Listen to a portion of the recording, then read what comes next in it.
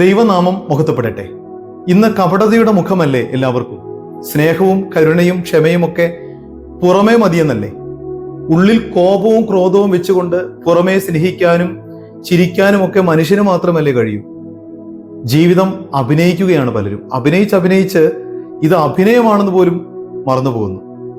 പുഞ്ചിരിക്കുന്ന മുഖങ്ങൾക്ക് പിന്നിലെ യഥാർത്ഥ മുഖം എന്താണാവോ? ഇതാ സാക്ഷാൽ ഇസ്രായേലിൻ, ഇവനിൽ കാപട്യമില്ല എന്ന് യേശു സാക്ഷ്യപ്പെടുത്തിയ ഒരാളുണ്ട് വേദപുസ്തകത്തിൽ. അത് മറ്റാരുമല്ല, നഥാനിയേലാണ്. ഇന്ന് ദനഹാ പെരുന്നാളിന് ശേഷം രണ്ടാമത്തെ ഞായറാഴ്ച. വേദഭാഗം വിശുദ്ധ യോഹന്നാൻ ശ്ലീഹ എഴുതിയ സുവിശേഷം 1-ാം അധ്യായം 43 മുതൽ 51 വരെയുള്ള വാക്യങ്ങൾ. ഇതാ സാക്ഷാൽ ഇസ്രായേലിൻ, ഇവനിൽ കാപട്യമില്ല എന്ന് യേശു തമ്പുരാൻ നഥാനിയേലിനെ കണ്ട ഉടനെ അവനെക്കുറിച്ച് സാക്ഷ്യം പറയുകയാണ്. നഥാനിയേൽ ജന്മന വിശുദ്ധനൊന്നും ആയിരുന്നില്ല.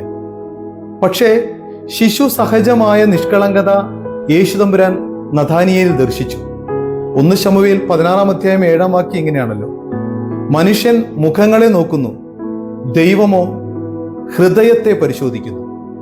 നിർമ്മല ഹൃദയത്തോടുകൂടെ ആയിരിക്കുക എന്നുള്ളതാണ് ദൈവം നമ്മെക്കുറിച്ചൊക്കെ ഉദ്ദേശിക്കുന്നത്. ഫിലിപ്പോസ് ആണ് നഥാനിയേലിനെ യേശു തമ്പുരാൻ അടുക്കൽ കൊണ്ടുവരുന്നത്. നഥാനിയേലിനെ കണ്ട മാത്രയിൽ യേശു തമ്പുരാൻ പറയുന്നുണ്ട്, ഫിലിപ്പോസ്, നിന്നെ വിളിക്കുന്നതിന് മുമ്പ് നീ അത്തിയുടെ ചുവട്ടിലിരിക്കുമ്പോൾ ഞാൻ നിന്നെ കണ്ടു. നോക്കൂ, എന്ത് സ്വകാര്യതയല്ലേ നമുക്കുള്ളത്. നമ്മെ മറ്റുള്ളവർ കാണുന്നതിന് മുമ്പേ ദൈവം കാണും. നമ്മെ മറ്റുള്ളവർ അറിയുന്നതിന് മുമ്പേ ദൈവം നമ്മെ അറിയും.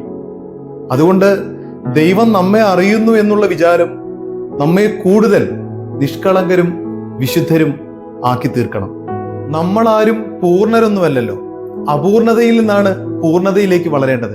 ഇവിടെ നഥാനിയേൽ നല്ല നാമത്തിന് അർഹനായി. ശമരിയാക്കാരൻ മറ്റൊരാൾക്ക് വേണ്ടി ത്യാഗം ചെയ്തപ്പോൾ നല്ല ശമരിയാക്കാരനായി.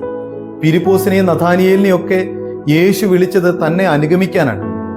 അനുഗമിക്കുക എന്നാൽ കൂടെ ചെല്ലുക എന്നാണ് അർത്ഥം. അതായത് അത് കാൽവരി വരെയുള്ള യാത്രയാണ്. ഒരുപാട് ദുർഘടങ്ങളും പ്രതിസന്ധികളും പ്രയാസങ്ങളും നിറഞ്ഞ യാത്രയാണ്. ആ ഒരു വിളിയാണ് നമുക്കുമുള്ളത്. അതുകൊണ്ട് നമുക്ക് കപടതയെ ഉപേക്ഷിക്കാം, സത്യസന്ധമായി ദൈവത്തെ അനുഗമിക്കാം. സത്യം വദ ധർമ്മം ചര എന്നാണല്ലോ. സത്യസന്ധമായും ധാർമ്മികമായും നമുക്ക് നിലകൊള്ളാം. ദൈവം അനുഗ്രഹിക്കട്ടെ. ആമേൻ.